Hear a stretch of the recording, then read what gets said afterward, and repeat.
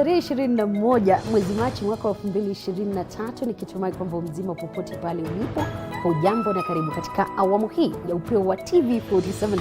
Jina langu ni Elizabeth Mtuku, na bila shaka mpenzi mtazamaji, wanasema siku zote ya mgambo ikilia kuna jambo, na jambo lipo katika Upeo wa TV47 na vile vile ukumbi wa siasa. Na hii leo nitakuwa nikizungumza moja kwa moja ama nikizungumza nao viongozi kuhusiana na masuala yanayohusiana na maandamano. Kurejea kwa maandamano kuna maana gani kwa taifa hili? Lakini kwa sasa tupokee yaliyomo.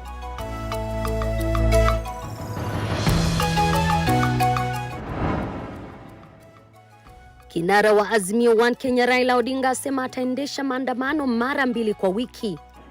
We shall now hold protests every Monday and every Thursday beginning next week. Akikashifu utendakazi wa maafisa wa polisi. Mvutano wa Kenya Kwanza na Azimio kuhusu maandamano wa Chacha.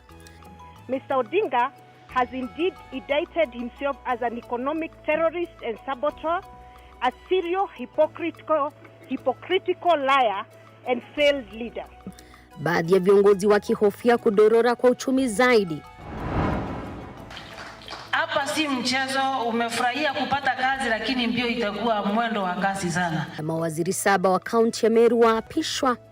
Hai, Dr. George Kikunda Mungania. Hatua hii ikijiri baada ya mgogoro wa gavana Mwangaza na wakilishi wadi kutatuliwa. Karibu tuandamane hadi tamati. Jina langu ni Elizabeth Mtuku. Kwenye meza ya lugha ishara yupo Catherine Simalowe. Unawasiliana nasi kwa 22047 mitandao ya kijamii @TV47 Kenya pale Facebook na ukurasa wetu wa Twitter. Kurasa wangu binafsi ukisalia L_Liza. Moja kwa moja ni kuwa vijana katika mtaa wa Mihango hapa jijini Nairobi wameombwa kujitokeza kunradhi kimasomaso na kujihusisha na elimu ya TVET ili kupata maarifa zaidi na ujuzi wa kujikimu katika maisha baadaye. Hata hivyo hawakufanya vyema katika masomo ya sekondari. Aidha, vijana hao wametakiwa kujiepusha na masuala yanayohusiana na mihadarati. Lakini mpenzi mtazamaji, naarifiwa na waelekezi wangu kwamba taarifa hiyo ni mida ya baadaye. Lakini wanafunzi wa chuo kikuu cha Maseno waliandamana kushtumu maafisa wa polisi kwa madai ya kumpiga risasi na kumuua mwanafunzi mwenzao siku ya Jumatatu katika maandamano yaliyoangaziwa na kinara wa Azimio One Kenya Raila Odinga. Aidha, mamake Evelyn Miruka, mwanafunzi huyo, ameelezea uchungu aliokuwa nao kwa kumpoteza mwanawe kifungua mimba aliyekuwa katika mwaka wa 3. Wanafunzi wenzake wakitaka haki kutendeka katika hatua za kisheria. Mlango mtoto alikufa kitambo. Sasa nitafunika sana mtoto wangu firstborn kati ya Maseno. Nashangaa mtoto alifanya nini kuua mtoto wangu? Si bandi. Tunaongea kitu. Badala ya maskari kutulindia watoto tena wanaua. I've lost my child. My child was a third year in Maseno University. I've lost my child. He was to finish his course next year. Now this is the kind of graduation they are bringing me to. Mtoto wangu aliokotwa huko kwa barabara. Alikufia tu pale. Askari waliua mtoto wangu. Comrades, Ria! Viva Comrades, viva! Viva Comrades, viva! I want to say this. What happened yesterday and what is happening in Maseno is uncalled for, uncouth. We cannot take it and we won't take it. Taarifa hiyo kwa kina ni mwendo wa saa 3 na bila shaka ni masuala tu ya kusikitisha. Kinara wa Azimio One Kenya Raila Odinga ametangaza kuwa muungano huu utafanya maandamano siku ya Jumatatu na Alhamisi kila wiki, kinyume na alivyotangaza siku ya Jumatatu itakuwa siku moja kwa wiki. Kadhalika, Raila amewataka Wakenya kususia kampuni za Commercial Bank KCB ambayo ni Safaricom miongoni mwa zingine, Raila akikosa kuweka wazi sababu za hatua hiyo. Kadhalika, Raila na wanaazimio wamefichua kuwa wanashtaki kamanda wa jimbo la Nairobi Adamson Bungei kutokana na vurugu za kaunti hiyo ya Nairobi na kuuawa kwa watu 2 katika maandamano ya jana. Tumesema kuanzia wiki ijayo tutakuwa na mgomo na maandamano siku ya Jumatatu na siku ya Alhamisi. Ndio namna hiyo. Pili, tumesema ati tutasusia makampuni yafuatayo. Kampuni ya Safaricom, kampuni ya Kenya Commercial Bank na kituo cha utangazaji cha Radio Africa, aswata gazeti ya Star. Maana yake wameonyesha kwamba wanalenga upande moja na sisi wanatu bagua. Gharama ya maisha mpaka irudi chini, bei ya chakula mpaka irudi chini, bei ya mafuta na bei ya stima, kata karo ya shule mpaka irudi chini. Pili, tumesema tumekataa Bwana Ruto na wenzake kuunda tume ya uchaguzi peke yao bila kushauriana na washikadau wengine kama sisi. Tatu, tumesema ile nyungu pale matokeo ya uchaguzi ilipelekwa mpaka ifunguliwe. Na mnavuta ni kuvute kati ya mrengo wa Azimio One Kenya na Kenya Kwanza huenda ikakosa kuisha hivi karibuni iwapo hakutakuwepo na suluhu mbadala. Wabunge wa Kenya Kwanza sasa wanasema kwamba hatua ya Odinga kutafuta uongozi serikalini na wala sio kutetea maslahi ya Wakenya kama anavyodai. Wafuasi wake wakiibua hisia za kutatiza uchumi nchini kwamba zilikuwa zake binafsi. Wabunge wa Azimio One Kenya kwa upande wao wanasema kwamba hamna wizi wowote na uharibifu uliofanywa jana, wakiitaka serikali iwajibikie matakwa ya wananchi ipasavyo. Mambo ya kusumbua wa Kenya, wewe Raila unaambia wa Kenya wafungue server. We only have two responses for you. One, wewe enda fungua server ya ODM nominations kwanza. Umeibia watu kura wakati wa nominations, haujaifungua server. Uliibia wamama kura katika nominations ya Kisumu, ukapatia dada yako certificate.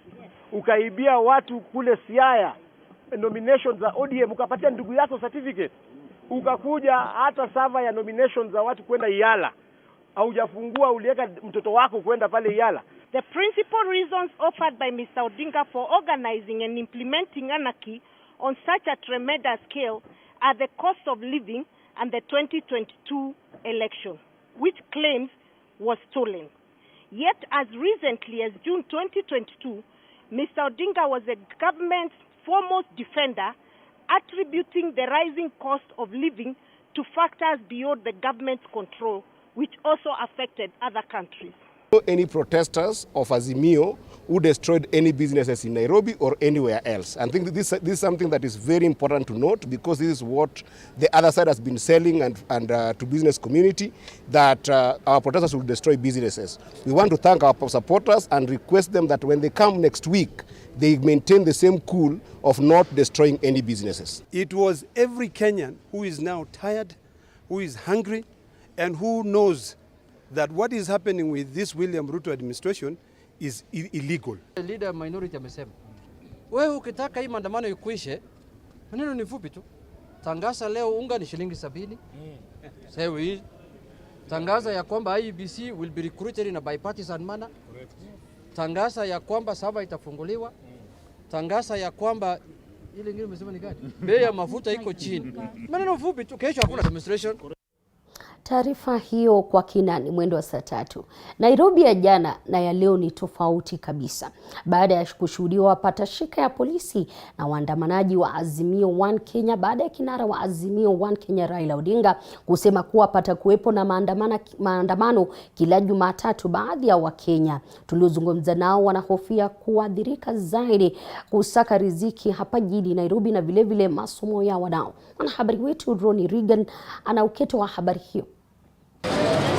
Nairobi, jiji lenye shughuli si haba, mshike na hata vurumai iliyoshuhudiwa siku ya Jumatatu na kulemaza biashara na hata uchukuzi. Jana kulingana na maandamano iliyomo siku ya jana iliweza kusababisha biashara yetu, kwa maana mahali unaponiona tunakuanga wengi, hatukuwa tumetokea tukia wengi. Wengi wa Kenya walikuwa na wakati mgumu mikononi mwa polisi waliokuwa wametwikwa majukumu ya kuhakikisha kuwa amani na utulivu kote nchini inadumishwa. Mimi ni mfanyi biashara hapa Tirum na mimi nafanya kazi ya bodaboda na mimi ni mmoja wapo wa hustler. Hakika hustler tumekuwa na hali ngumu ya kimaisha. Hata hivyo, wengi wa wakazi na hasa wafanyabiashara hapa jijini wanalalamikia pakubwa kupoteza kipato cha jana kufuatia maandamano yaliyofanyika. Na hii kazi yetu nimeifanya kwa miaka nyingi, lakini niwezi kosa 1000 kama 2 hivi. Lakini kulingana na siku ya jana sikuzipata kwa sababu ya mafulugu.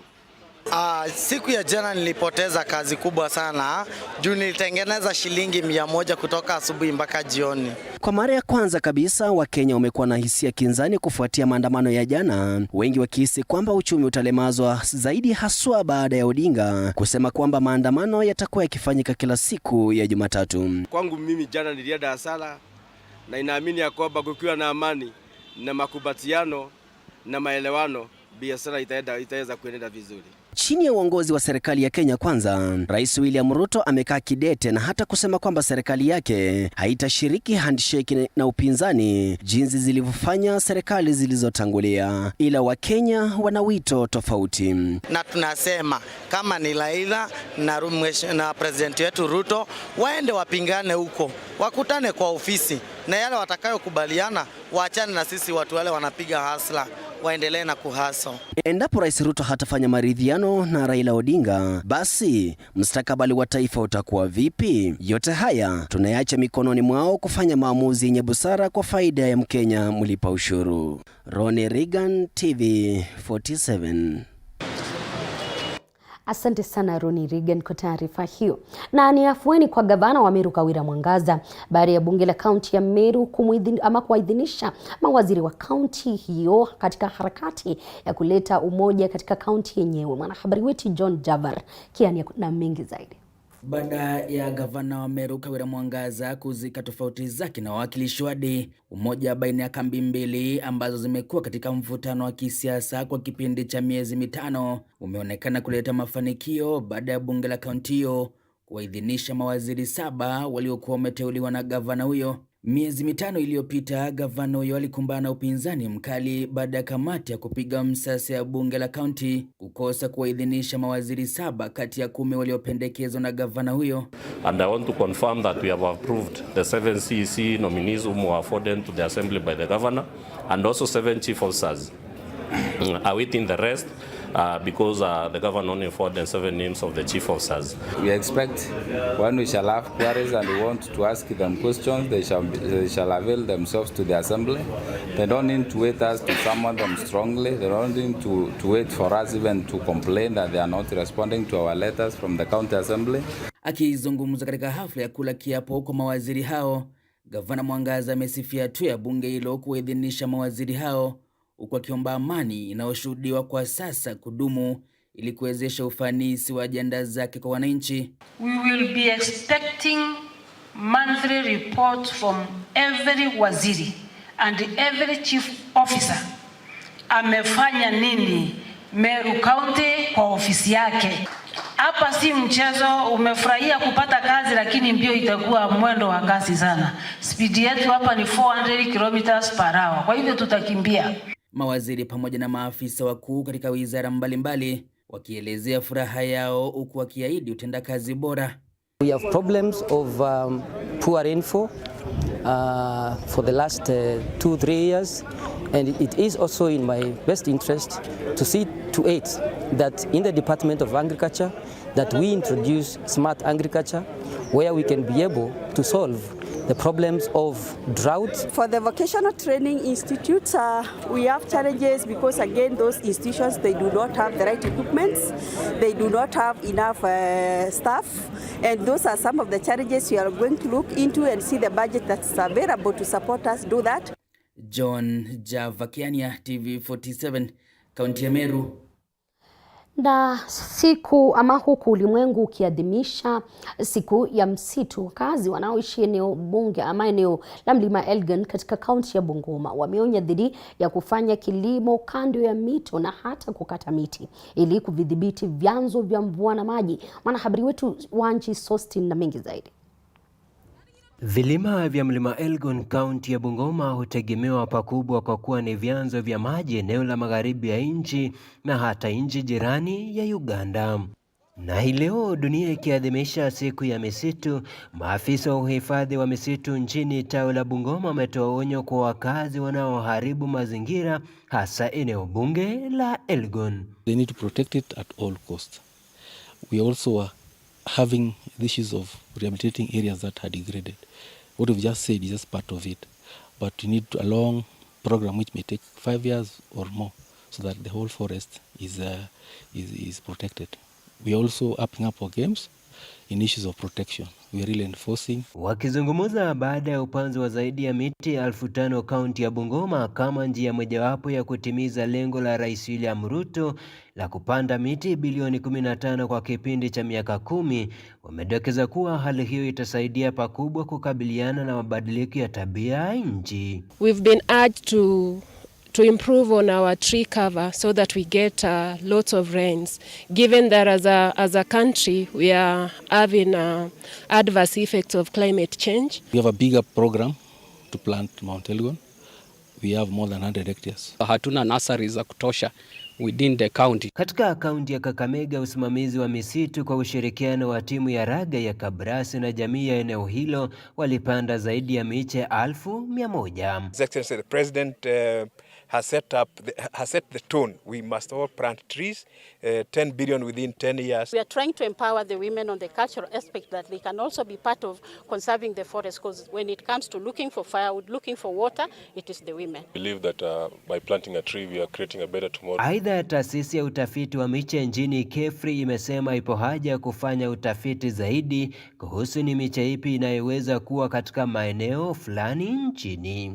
Katika kaunti ya Nyamira, afisa msimamizi wa mazingira aliongoza shughuli hiyo kwa ushirikiano na washikadau mbalimbali, huku wakitoa wito kwa wakazi kutopanda miti kando ya mito. We don't want to stop planting of eucalyptus, but we want to encourage planting of these tree species on the right places like hilltops and not on wetlands. Naibu kamishna wa Nyamira Kusini Florence Obunga akiwaamrisha kila chifu kuzalisha miche 2,000. We have instructed all our chiefs and assistant chiefs to ensure that they establish tree nurseries at the locational level. Wanji Sostin, TV47. Na mpenzi